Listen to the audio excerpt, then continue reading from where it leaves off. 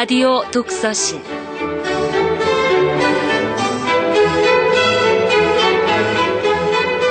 이 시간 진행의 김갑수 문화평론가입니다.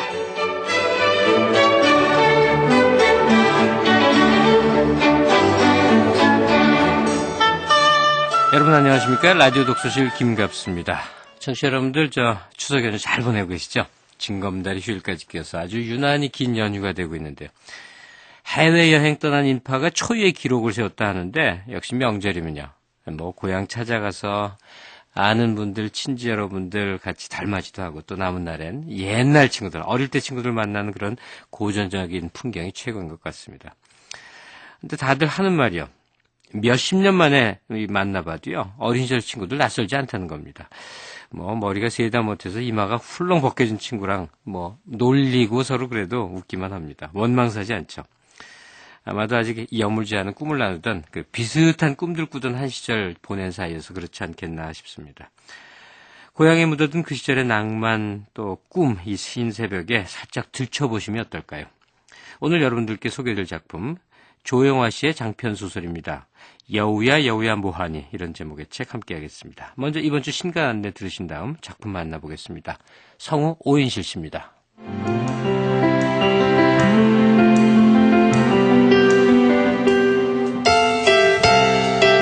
책을 통해 자기 개발을 할 수 있는 진정한 자기개발서 나를 변화시키는 시간 하루 60초가 황금사과에서 나왔습니다. 이 책은 간단한 실천을 통해 인생을 훨씬 더 보람차게 사는 방법을 알려주는 지침들을 골라 모았는데요. 동기유발 전문가 에드워드 스미스가 쓰고 전문 번역가 정경옥 씨가 우리 글로 옮겼습니다. 삶을 변화시키는 운관리법을 담은 책 바보들은 운이 와도 잡을 줄 모른다가 명진출판에서 나왔습니다. 이 책은 인간관계와 타이밍, 자신감은 운을 내 편으로 등 운을 관리하는 9가지 핵심 요령이 들어있는데요. 미국의 유명 컴퓨터 저널리스트 조슈아 피분이 쓰고 전문 번역가 박미영 씨가 우리 글로 옮겼습니다.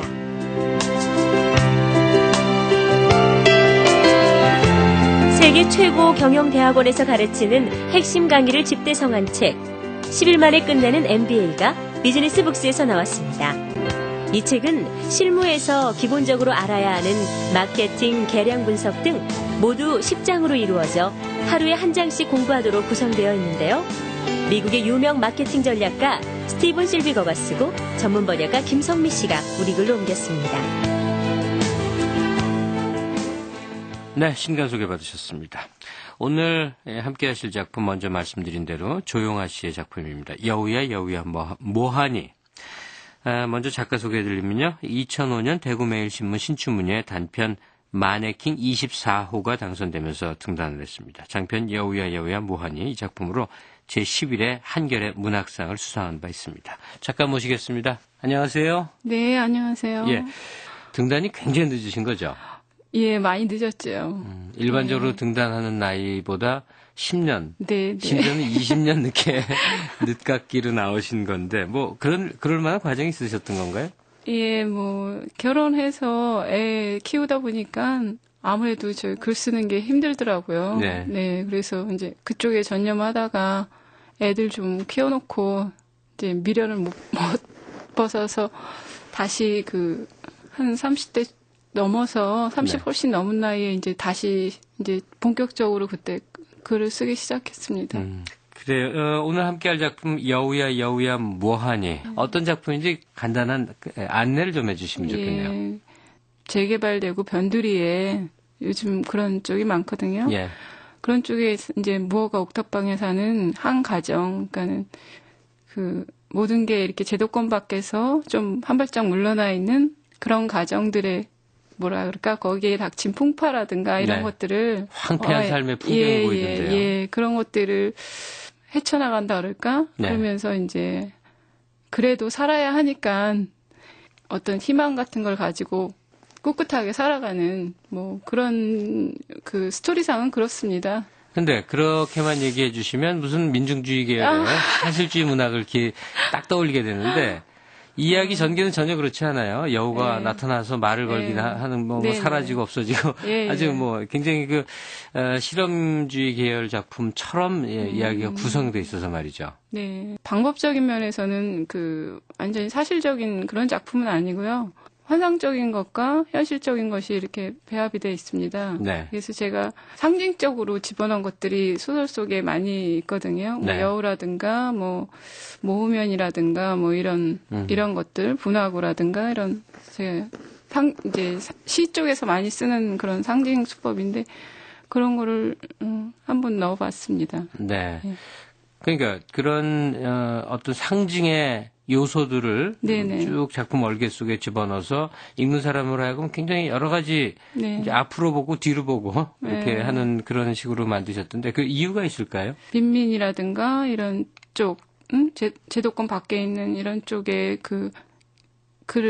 소설 작품들이 많잖아요. 예전부터. 네. 많이 있는데, 저도 그런 쪽을 써보고 싶었는데, 뭐, 앞서 여러분들이 뭐, 많이 훌륭한 작품을 많이 내셔갖고, 예. 뭔가 좀 이렇게 다르게 좀 차별화시킬 방법이 없을까, 뭐, 이런 쪽을 생각하다 보니까, 제 나름대로 좀 다르게 쓰고 싶어서, 그런 방법적인 면을 도입해 봤습니다. 예. 그러면 하나 이제 풀리게 된 게, 그냥 도시빈민의 아주 황폐한 삶을 다룬다 하는 것이 기본이 됐는데 그 기법적인 측면에서 이런 실험적인 접근을 하신 거다 이거군요. 네네네. 그 반대로 그렇습니다. 이제 자기 작품 세계가 아주 실험주의 계열의 다소는 난해할 수 있는 작품, 이 작법의 태도를 가지셨는데 그 소재로서 이런 도시민의 삶을 그렸다라기보다는 그런 게 아니군요. 아, 그런 거는 아닙니다. 예. 그런 건 아니고, 제가 제 작품 전체가, 저는 장편을 처음 썼는데, 네. 뭐 단편이 그렇게 뭐, 난해하거나, 실험적이거나, 뭐 그런 쪽은 아니고요. 예. 제 작품 세계가 그런 건 아니고, 단편들도 거의 상징적인 것들이 많이 들어가 있습니다. 예. 그런 요소들이 있긴 있는데, 제 작품 세계가 그런 것은 아닙니다. 네, 그래요. 자, 제10회 한결의 문학상을 수상한 조용아 씨의 작품 여우야 여우야 뭐하니 먼저 감상하도록 하겠습니다.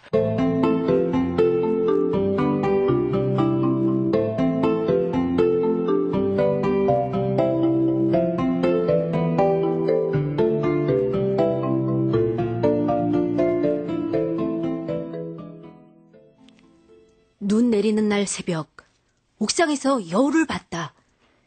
날씬한 몸통에 풍성한 꼬리털을 가진 그것은 얼핏 보기에 개나 늑대 같았다. 온몸을 감싸고 있는 하얀 털이 바람에 날렸다. 놈은 우리 집인 옥탑방 지붕 위에서 노란 물탱크 위로, 노란 물탱크 위에서 다시 옥상으로 사뿐히 뛰어내렸다. 여우는 물탱크에서 조금 떨어진 자리에서 교회 쪽을 바라보고 서 있었다. 멀리서 푸른 여명이 번져왔다. 여우가 치켜든 고개를 아래로 떨어뜨렸다. 주위를 한번 둘러보더니 슬슬 움직이기 시작했다. 여우는 단숨에 난간 위로 뛰어올랐다. 고개를 하듯 교회 첨탑으로 건너뛰었다. 순간 십자가 불빛에 여우가 붉게 물들었다. 십자가 꼭대기까지 올라간 여우는 다시 옆 건물로 가볍게 건너뛰었다. 공중에 떠있는 십자가들을 사뿐사뿐 딛고 여우는 점점 멀어졌다.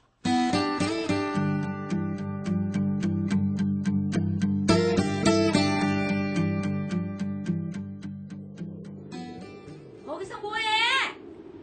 엄마의 신경질적인 목소리가 아니었다면 몇 시간을 눈밭에 서 있었을 것이다. 아이, 어서 들어오지 못해? 여우가! 뭐라고? 여우가! 하얀 여우가 나타났어! 얘가 아침부터 무슨 헛소리야. 잠이 들겠나. 여우는 무슨 여우. 고양이 새끼 한 마리도 보이지 않는데. 얼른 들어와! 형은 뭐든지 잘 먹는다. 아무 맛이 없는 눈도 아이스크림을 먹는 것처럼 맛있게 먹어치운다.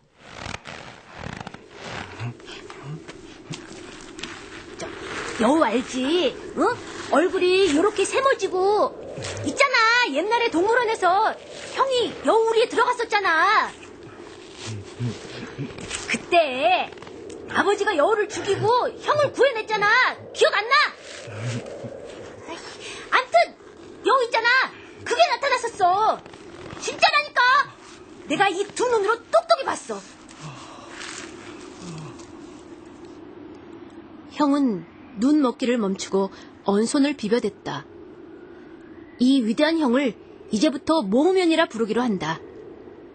모호면은 모로비치 치면을 줄여서 부르는 말이었다. 모로비치 치면이란 지구를 이루는 선분 가운데 지각도 멘틀도 아닌 그 경계면을 뜻한다. 형은 항상 경계에 서 있었다. 맛있다.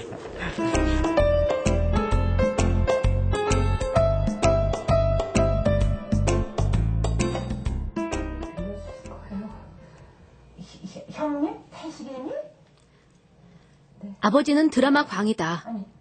아버지가 처음부터 드라마 광이었던 건 아니었다. 아버지의 드라마 보기는 아버지 다리에 쇠못이 박히면서 시작됐다. 아버지는 건물을 발파해서 해체하는 일을 했다. 4층 건물 한 동을 폭파시키는데 2분도 안 걸린다고 했다.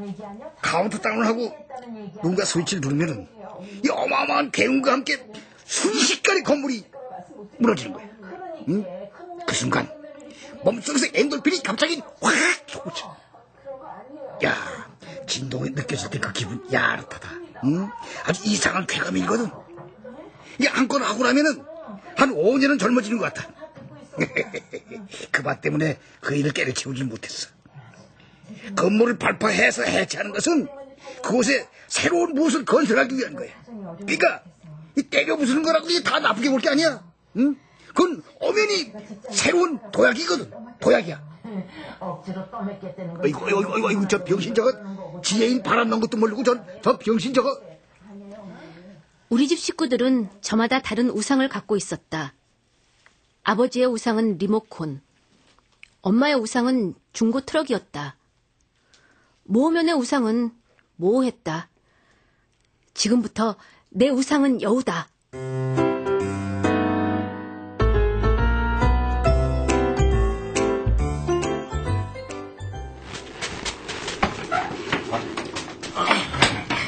아니, 무슨 일인데 그렇게 다 넘어가? 여우가 나타났어요. 여우요. 진짜 여우를 봤어요. 어디서? 옥상에서요. 한 이 정도 크기였어요. 어이구, 그거 꽤 큰 놈인걸. 하얀 털이 풍성했어요. 그래, 그 놈이 뭐라던? 여우가 무슨 말을 해요. 그럼 아무 말도 없이 그냥 휙 사라졌단 말이지? 네? 잘 생각해봐. 걔가 거기까지 나타나서 그냥 갔을 리가 없어. 네가 못 알아들은 게지. 두고두고 생각해봐. 분명히 무슨 말을 했을 거야. 모르겠어요. 에이, 그럼 됐어. 그거 갖고 너무 신경 쓰지 마라. 나타나면 나타나는 거고 아니면 아닌 거야. 뭐 그것 때문에 당장 밥을 못 먹는 것도 아니고 세상이 어떻게 되는 것도 아니고. 그러니까 너무 심각해질 필요는 없어. 하지만 자꾸 그 생각만 나는 거려. 시간이 지나면 괜찮아질 거야. 여우는 분명히 어딘가에 살아있어. 그러면 됐지. 다음에 또 나타나면 그땐 네가 먼저 말을 걸어봐.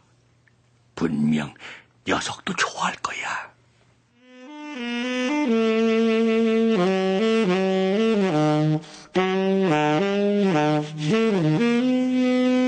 아무렇게나 흩날리는 하얀 머리와 굵은 뿔테 안경에 아인슈타인과 전인권을 동시에 떠올리게 하는 노인. 전인슈타인은 오랫동안 밤무대에서 색소폰을 연주했는데 지금은 받아주는 데가 없어서 놀고 먹고 있었다.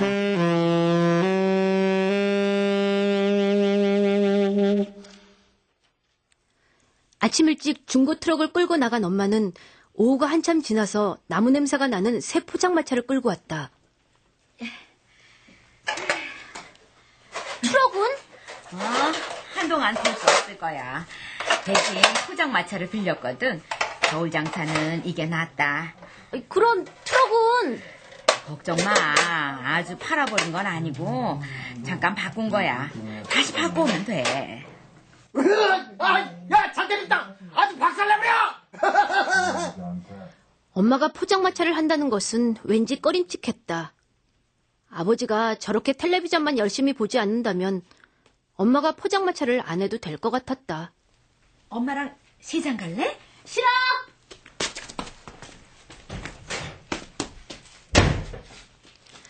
호주머니 안에서 동전 5개가 만져졌다. 동전을 만지작거리며 골목을 빠져나왔다. 100원짜리 동전 몇 개만 있으면 불의 화이터를 1시간은 할 수 있었다. 샛별 문구에는 내 경제 사정에 맞는 오락기가 있었다. 그런데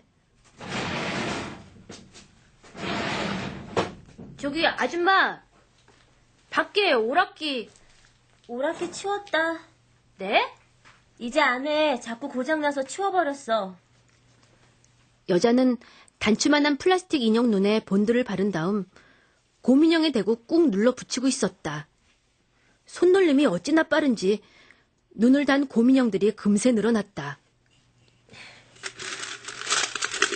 한번 해볼래? 해봐. 이렇게 여기다 발라.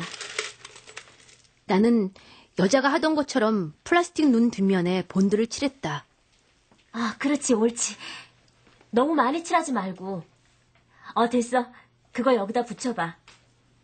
눈을 단 곰이 빙긋 웃었다. 잘하는데? 또 해봐. 여기 앉아서. 가까이서 본 여자는 등에 산을 하나 얹고 있었다. 10개 붙일 때마다 사탕 하나씩 줄게. 정말요? 잘하면 더 줄 수도 있어. 여자가 웃으면 등에 혹이 들썩였다. 나는 조심스럽게 인형 눈을 붙였다. 불의 화이터만큼은 아니었지만 그런대로 재미가 있었다. 얼마나 있었을까? 인형 눈이 빙글빙글 도는 것처럼 보였다. 왜 그래? 머리 아파? 34, 35, 36, 37개. 많이 했네? 그만 갈게요. 여자가 바구니에서 사탕 5개를 집어 내 손에 쥐어주었다. 심심하면 언제든지 와.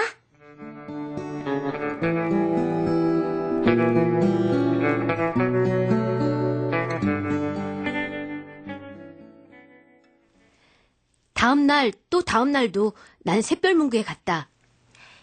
머리는 괜찮아? 처음엔 본드 냄새 때문에 머리가 좀 아플 수 있거든. 아무렇지도 않은데요? 그래? 오늘은 더 많이 할 수 있겠는데? 사탕 말고. 왜? 사탕 싫어하니? 과자로 줄까? 그게 아니고요. 에이, 돈으로 달라고? 네. 그럼 10개에 100원. 어때? 좋아요. 아버지가 리모컨맨이 된 까닭도 엄마가 포장마차를 하는 이유도 결국엔 돈 때문인 거다. 어때? 오락하는 것보다 재밌지? 우리 수제비 해 먹을까? 나는 고개를 저었다. 얼른 돈이나 받고 집에 가고 싶었다. 머리가 어지러웠다. 너 이거 만져보고 싶니? 여자는 등을 돌려 혹을 내 눈앞으로 보였다. 괜찮아. 만져봐. 여자가 검은 스웨터를 벗었다. 맨살이 드러났다. 자, 만져봐. 어서. 싫어요. 괜찮대도. 자, 어서. 나는 천천히 손을 뻗어 혹을 만지기 시작했다. 매끄럽고 단단한 살덩이가 만져졌다. 공룡이나 시조새의 알 같았다. 왜 더 만지지 않고? 이번엔 내 차례야? 돌아앉은 여자가 손을 뻗어 내 다리를 더듬었다. 나는 숨도 제대로 못 쉬고 여자가 하는 행동을 지켜봤다. 어때? 기분이. 좋지. 여자의 크고 억센 손이 고추를 꽉 잡았다. 나는 눈을 찔끔 감아버렸다. 넌 제일 싫어하는 게 뭐야? 공룡알이요! 공룡알?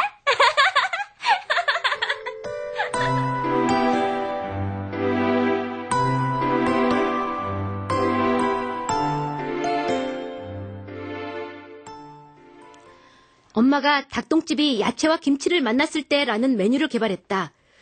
후추와 소금으로 밑간을 한 닭똥집을 꼬치에 끼우는데 그 사이에다가 야채와 김치를 번갈아 가며 끼운 후 새콤달콤 매콤한 소스를 발라 구워낸 것이다.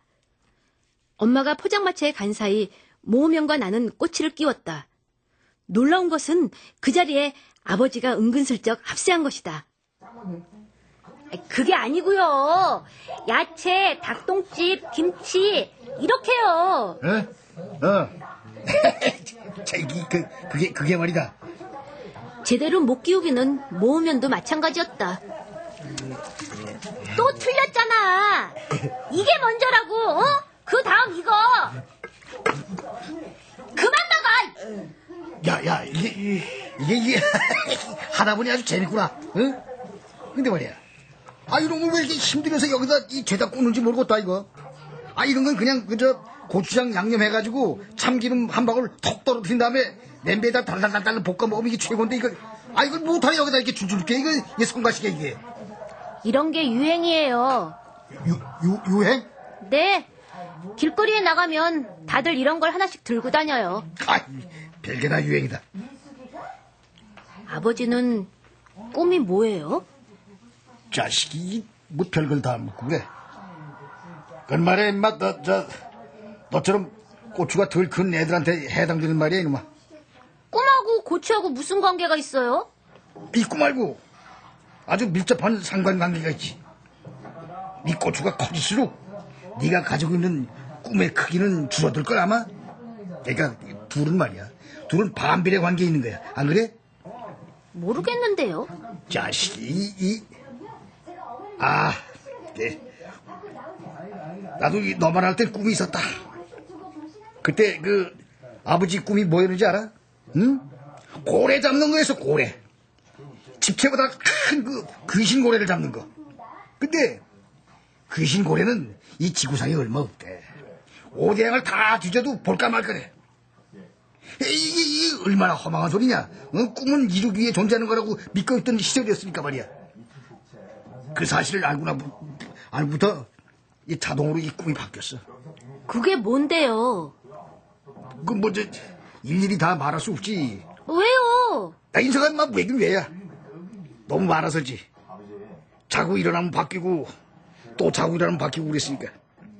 근데 저 꿈이란 건 말이야. 응? 꾸기 위해 존재하는 거야. 도대체 무슨 소린지 알 수 없었지만 아버지가 갑자기 다르게 보였다. 아버지한테 원래 저렴머니 있었나? 아니면 이것도 닭똥집이 야채와 김치를 만났을 때의 힘인가?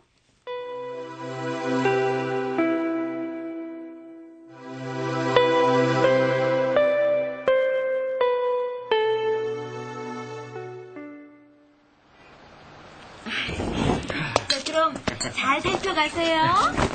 심여사 잘 먹고 가네. 내일 또 들리지.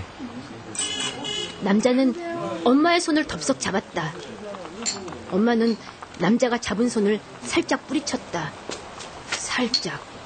뭐가 어때서? 이리 와봐. 인사는 해야지. 어머, 왜 이래요? 엄마는 몸을 살짝 뺐다. 살짝. 아줌마. 예, 가요. 이제 그만 가세요. 그럼 또 봐요. 소주 한 병 더요. 네. 그 광경을 목격하고 나서 나는 하루가 멀다 하고 포장마차를 기웃거렸다. 남자도 하루가 멀다 하고 포장마차에 술을 마시러 왔다.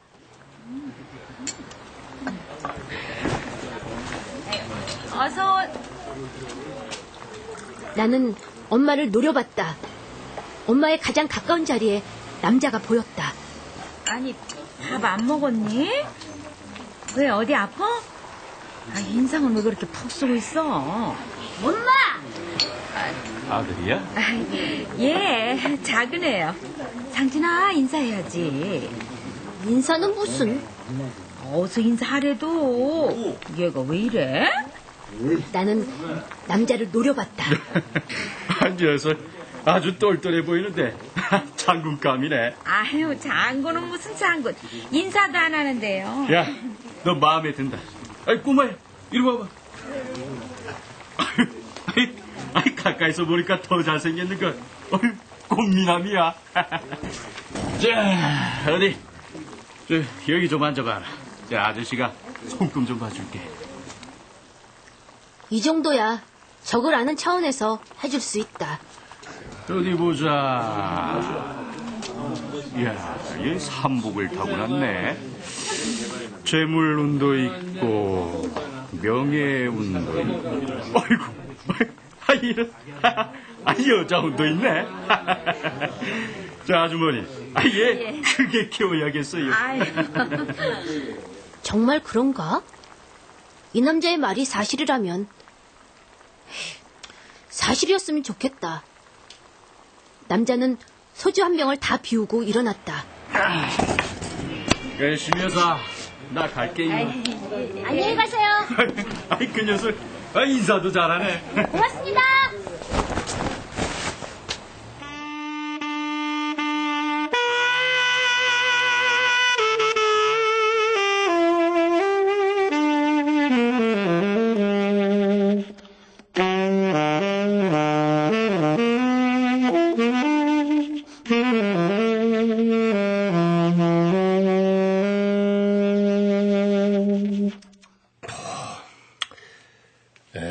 근데 그놈은 다시 만났니? 누구요? 누구긴 누구야. 여우 말이지. 아니요. 그 참 이상한 일이구나. 나도 이 요전에 여우를 보았는데. 정말이에요? 진짜로 여우를 봤어요? 그럼 한 이 정도 크기였지 아마. 맞아요. 그놈이에요. 우리 집 옥상에 나타난 그놈 맞아요. 그 털이 희고 탐스러웠지. 그렇게 희고 풍성한 털을 가진 여우는 처음 보았으니까. 이 새벽이었어. 늙으면 잠이 없어지거든. 잠이 안 오기 바람이나 쐴까 하고 밖으로 나왔지. 그런데요? 그런데 지붕 위에서 허연 물체가 상수리 나무 가지 위로 휙 날아가는 거야.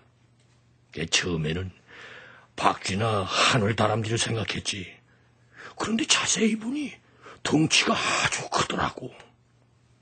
그때 네 생각이 났어. 여우를 보았다던. 그래 유심히 살폈지. 여우였어.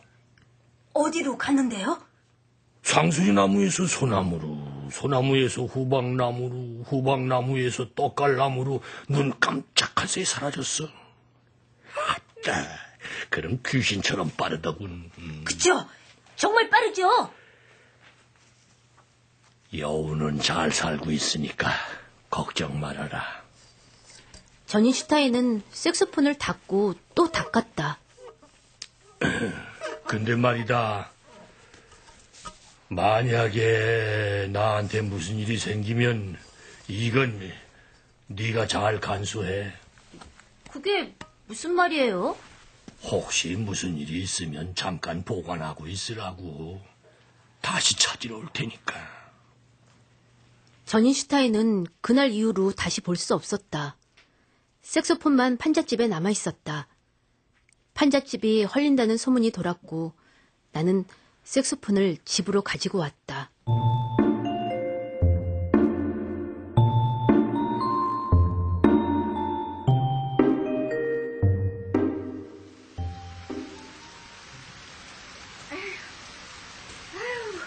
어쩌겠어. 우리가 안 나가겠다는데. 난 절대 그냥은 못 나가. 한 푼이라도 받아야지.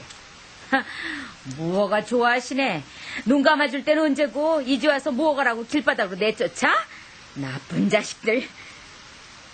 우리 집이 옥상에 지은 무허가 집인 걸 처음 알았다.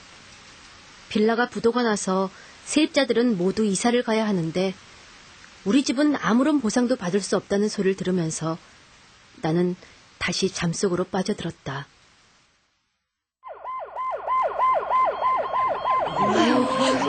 어쩌다가 이렇게 됐대. 여자가 제정신이 아닌 것 같다던데. 그리고 하늘이 도왔지. 목숨은 건졌잖아. 그럼 뭐해. 온몸에 붕대를 감고 있을 텐데. 근데 꼽추라면서? 글쎄, 나올 줄 알았으니 알 수가 있어야지. 전에도 그런 소문 들은 적이 있긴 한데, 여자가 제정신이 아니기는 아니었나 봐. 아니면 그 시간에 수제비를 끓여 먹어. 그리고 수제비 끓이다 말고 방으로 기어 들어가기는 또 왜 기어 들어가? 아주 죽으려고 환장을 한 거지. 어느 날 아침 매캐한 연기 냄새를 따라가 보니 샛별 문구가 흔적도 없이 불에 타버렸다. 꼽추 여자는 다행히 목숨을 건졌다고 했다. 그리고 그날 아침 뉴스에선 오늘 새벽 3시경 여의도 64빌딩이 붕괴됐습니다. 사고가 일어난 시각이 새벽이라 다행히 인명피해는 없었습니다.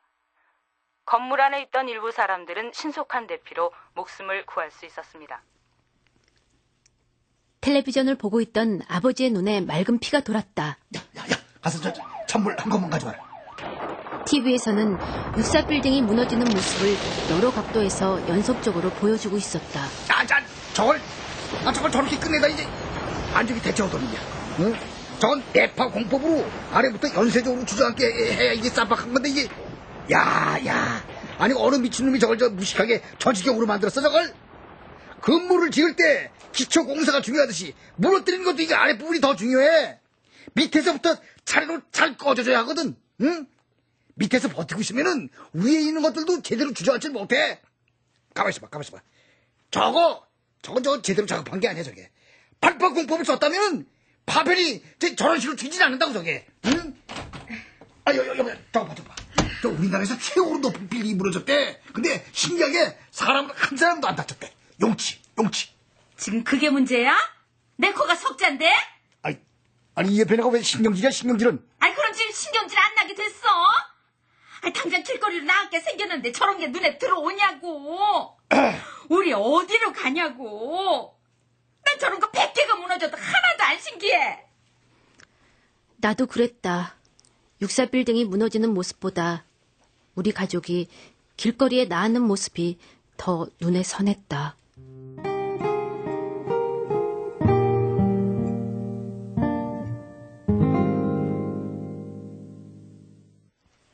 새벽에 눈을 떴다.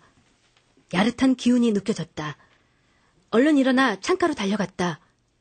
여우가 노란 물탱크 위에서 나를 내려다보고 있었다. 가슴이 뛰었다. 어디선가 본 듯한 낯설지 않은 눈빛으로 한참 바라봤다. 여우야 뭐하니? 여우에게 말을 걸었다. 여우는 아련한 눈빛으로 이야기를 시작했다.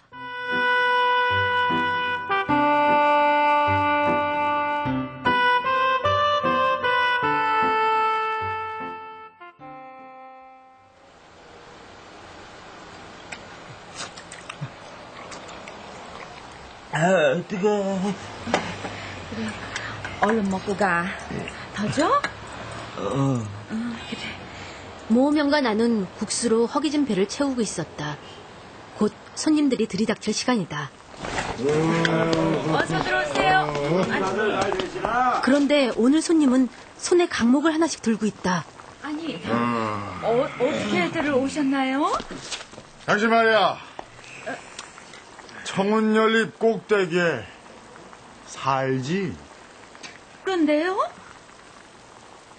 그런데요라고. 이 아줌마가 아직도 감을 못 잡으신 모양인데. 가자. 저렇게 손 좀 봐들어라. 아니, 왜들 이러신대요? 이러지들 마세요. 당신 말이야. 방 빼러 간 지가 언젠데 똥배짱이야. 아니 갈 데를 구해놓고 나가야지. 아니 무턱대고 나오면 어디로 갑니까? 시간을 좀 더 주세요. 안 되겠다. 얘들아.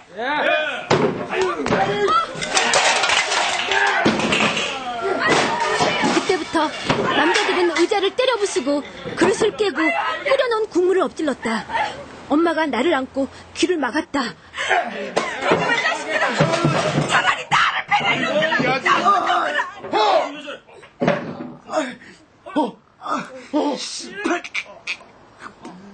맞았어. 누군가가 속삭였다. 엄마는 나를 끌어안은 채 꼼짝도 하지 않았다. 모으면이 손에 쥐고 있던 칼을 내려놨다.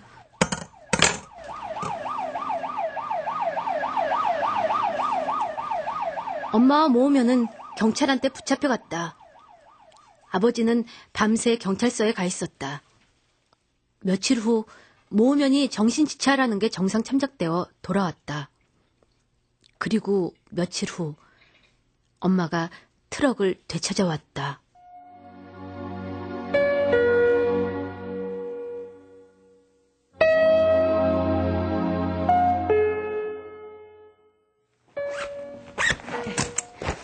상진아, 일어나. 너도 책 챙겨. 어서.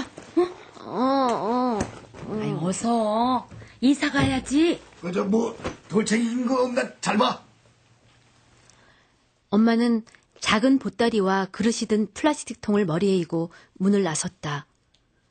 나는 잠이 덜 깬 사람처럼 문간에 서서 안을 돌아봤다. 가지고 가는 물건보다 두고 가는 물건이 더 많았다. 내 식구가 머리를 맞대고 밥을 먹던 낡은 식탁, 모으면의 책상, 쓰다 남은 알뜰한 비누, 거울, 유리컵, 쓰레기통, 아버지의 헌 구두. 이 모든 것을 눈에 담았다. 꿈결 같았다. 아 뭐해 빨리 내 돈 잡고. 아이 잠깐만요. 저기 벌써 씻었다. 이불 보따리 위에 번쩍이는 색소폰이 보였다. 어서 올라타. 당신 저 옆으로 옮겨 앉아봐. 아니, 왜? 아빠가 조수석이 아닌 운전석으로 밀고 들어왔다. 글쎄 저리 가래도. 야 니들 좀 붙어 앉아. 붙어 앉아.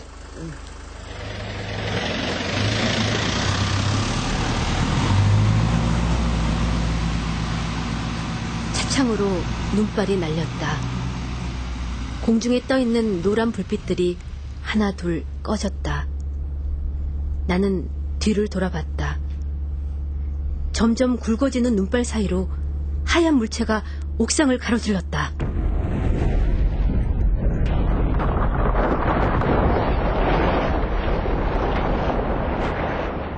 청혼 연립이 무너졌다. 아래층부터 순차적으로 가라앉고 있었다. 노란 물탱크가 마지막으로 기웃동 춤을 추었다. 하얀 물체가 허공에 떠있는 십자가를 징검다리처럼 건너 여명 속으로 사라졌다. 어디선가 전인슈타인의 목소리가 들려왔다. 두고 생각해봐. 여우가 뭐라고 했는지.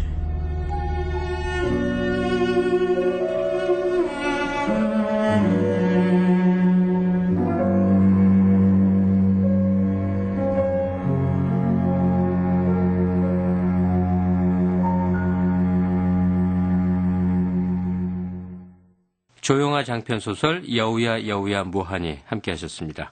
지금까지 출연해 유만준, 김정호, 안경진, 이연승, 차진욱, 심승한, 오인실, 이병용, 장민혁, 강유경, 안소희, 전지원, 전진아, 음악 박승현, 효과 안익수, 신연파, 장찬이었습니다.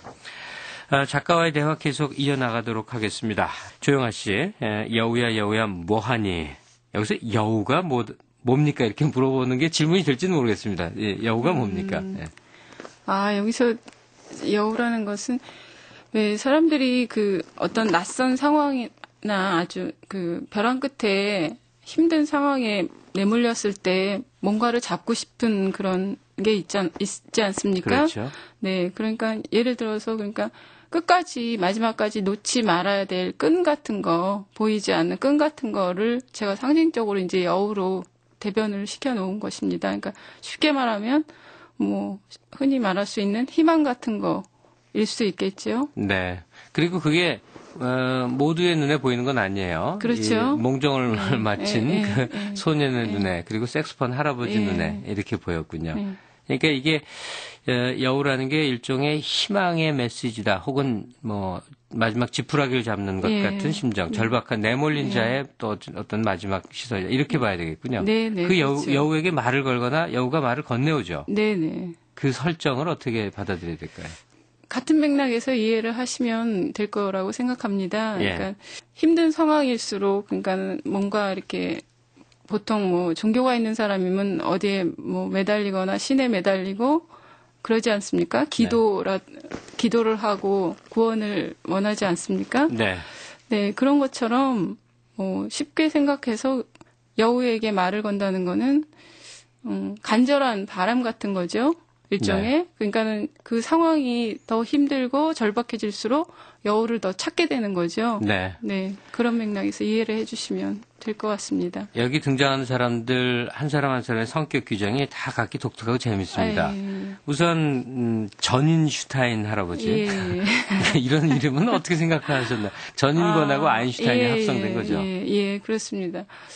이분은 실제로 겉모습만 네. 전인슈타인 같은 그런 분이 제 주변에 저희 동네에 계십니다. 있군요. 네. 그랬을 것 같았어요. 네. 네. 그래서 그분을 항상 지나다니면서 뵈면서 물론 친분 뭐 말 한마디 나눠본 적은 없는 분이신데 외모가 진짜 전인권하고 아인슈타인하고 합성했던 거랑 똑같아서 저분 참 인상적이다 이런 생각이 들었는데 어떻게 작품을 쓰다 보니까 채용하게 되었습니다. 네. 근데 이 전인슈타인하고 이 남자 주인공 상진이하고는 마음이 통하는 것 같아요. 네.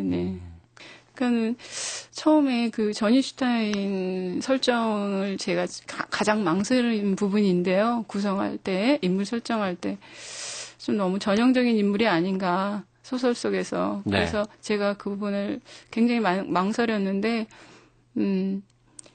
뭐 제 능력 안에서 이 작품 안에서 제 능력의 한도 내에서는 어쩔 수가 없더라고요. 네. 그래서 전인슈타인이 아마 그 여우의 대변일 수도 있고, 어떻게 보면 그럴 수 있습니다. 엄마 아빠에 대한 소개도 좀 해주시죠. 이제 작품을 우리가 들었기 때문에 조금 더 이제 내밀한 작가 얘기가 필요할 것 같은데요.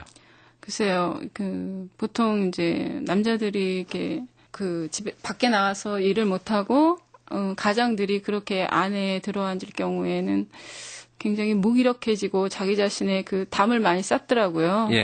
그런 부분들하고 또 엄마마저도 그렇게 된다면 이 집이 그야마 뭐 가야 할 곳이 없을 것 같습니다. 그렇죠? 그래서 설정을 아버지는 이제 나중에는 뒤쪽으로는 그렇게 되면서 그 대신에 그 주춧돌을 될 만한 인물을 엄마로 그래서 엄마 성격이 그렇게 좀 강하게 된 것입니다. 예, 지금 이 소설 속에 묘사된 이 황폐한 전경도 이보다 더 그렇죠.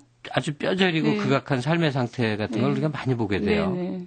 그렇죠. 그래서 제가 이 작품을 쓰게 된 계기도 우리 뭐 잘 먹고 잘 살고 다들 그러는 것 같지만 이렇게 조금 눈을 돌려보면은 이런 분들도 굉장히 많습니다. 네. 그래서 한번 이런 분들의 삶이 힘들고 궁핍하고 핍진하지만 그것이 전부가 아니라는 거를 좀 보여주고 싶었습니다. 근데 그런 얘기 지금 하신 바는 작가 조용화의 문학적 지향이라고 봐도 될까요? 당분간은 뭐 제가 앞으로 얼마를 작품을 쓸지 모르겠는데 제가 지금 쓰고 계속 여태까지 써왔던 단편들도 그렇고 작품들이 제가 머무르는 시선이 아직까지는 그쪽에 좀 많이 가 있습니다. 예, 앞으로 그려나갈 그 어떤 작품 색에 대한 나름대로의 보관이 있을 것 같은데 네네네. 그걸 미리 말해놓는 게 좋습니다. 그래야 구속이 됩니다. 아, 그런가요? 예. 미리 말씀드리고 제 마음이 바뀔 수도 있는데. 일단은 좀 전에 앞서서 말씀드렸던 것처럼 뭐 이런 계열의 작품이라든가 일단 제가 소설을 쓰겠다는 데서 어떤 한정은 없습니다. 주제나 소재에 대해서 저는 국한을 두지 않으려고 생각을 하고요. 네. 그렇지만 제가 시선이 많이 가 닿는 곳은 아무래도 그 단편 같은 거 마네킹 24호 같은 경우도 그런 대표적인 경우인데 현대 사회의 그런 문제점이라든가 이런 쪽 여우야 여와 무한이 쪽 이런 계통의 그런 사회 문제 같은데 아무래도 그런 쪽의 작품을 계속 쓰지 않을까 당분간은. 네. 예, 그럴 생각입니다. 그래요. 네, 오늘 말씀 감사합니다. 예, 감사합니다. 네. 아까 대화 속에서 나왔지만 그 은빛 여우가 절망한 자의 마지막 희망 같은 것일 수 있다고 생각이 듭니다. 라디오 독서실 다음 주에 뵙겠습니다. 엄마 목소리를, 아빠 웃음소리를, 강아지 소리도 들었습니다. 세상 모든 소리는 제게 놀라운 선물입니다. KT가 청각장애 어린이들에게 소리를 찾아주고 있습니다. 사랑할수록 Life is wonderful. KT. 오늘은 현대캐피탈 오토플랜에 대해서 배워볼까요? 2006년 5월 현재 국내 유일 국내 유일의 별표 5개월 5,000km까지 엔진 변속기 무료 보장 서비스 형광펜 진하게 정말이지 놀라운 중고차 할부 도들짝 현대캐피탈 오토플랜. 세 가지 소울이 무엇인고? 이 사막을 빠져나갈 차와 최고의 자동차 보험.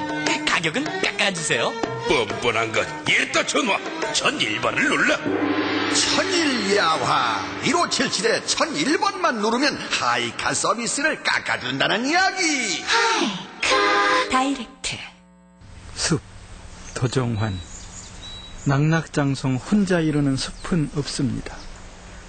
작은 산 하나도 이제 막 눈뜨는 어린 나무와 고목이 함께 모여 만듭니다. 숲이 사람을 푸르게 합니다.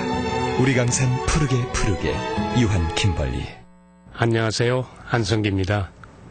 얼마 전 서재를 정리하다가 옛날 LP판을 꺼내 들었습니다. 이야, 이 노래 오랜만인데 어디? 예전엔 아내와 함께 커피 한잔하면서 이 노래 참 많이 들었었는데 가만히 있자. 커피 한잔 해야지. 음악의 향기에 그윽한 커피 향기까지. 전 그날 세상에서 가장 향기로운 시간을 보냈습니다. 생활의 여유를 더해주는 향기로운 시간. 맥심이 함께합니다. 지금까지 극본 김민정, 기술 이흥규, 연출 승원 씨였습니다.